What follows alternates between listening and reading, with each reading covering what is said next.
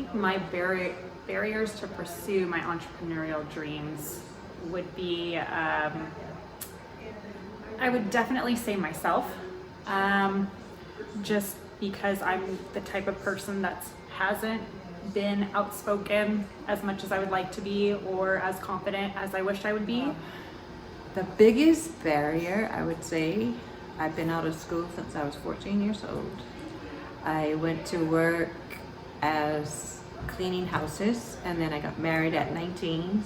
So I've been married for 32 years. That was my biggest barrier right there, leaving school at 14 and not having an education. Expect it to be like done, or find the solution right away, and also failure is not accept failure.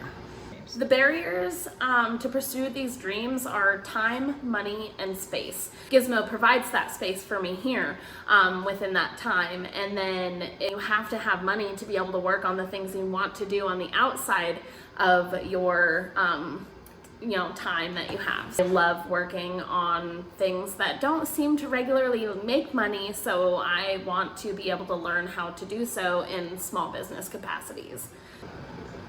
Setting the timelines for learning the process, not knowing where to start, and having easy access to the mentors and brain trust, as well as the equipment to try things out. I think the biggest barrier has been confidence and getting into a Gizmo type environment where you can make things happen. So I would say some of my biggest barriers to pursuing entrepreneurship definitely stem from like family issues around money and being fearful around that. And doing it quickly enough, I think, is also a barrier that is like being addressed through this process, because we're being held accountable for reaching various milestones with our group.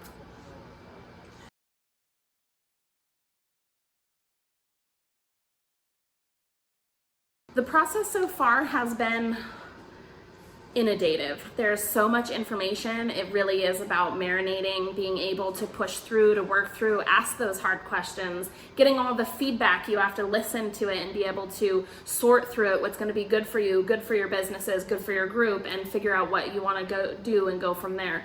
It's challenging, but I think that the environment is very good for learning. The mentors are great for guiding you through making the most of that. And the class framework is set up so that you learn. And there's also potential to come up with a product idea that you can figure out if it's patentable, if it's fundable, whether or not it can be viable after 13 weeks. And that's typically something that would take you the better part of a year to figure out. Yeah, I came in with zero business experience, and I found myself placed with a group of women who have comparatively a ton of business experience. So I felt like I was really swimming in water way over my head, but I've kind of grounded myself in thinking that, well, I'm bringing a beginner's mindset to our group, and they have been just such great mentors so far, so it's been awesome.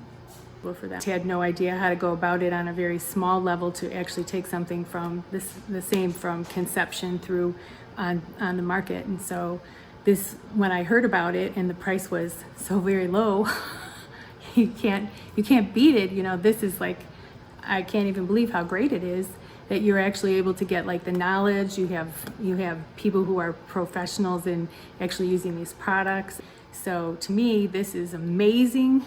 Like an amazing opportunity. It really is unbelievable, because you've got the mentors, you got the information, and then you have working on your ability to work with a team, because we have a group of 4 people who are really, really different, and yet if we all are able to use our strength and bring the strengths out from one another, boy, oh boy, it's very powerful.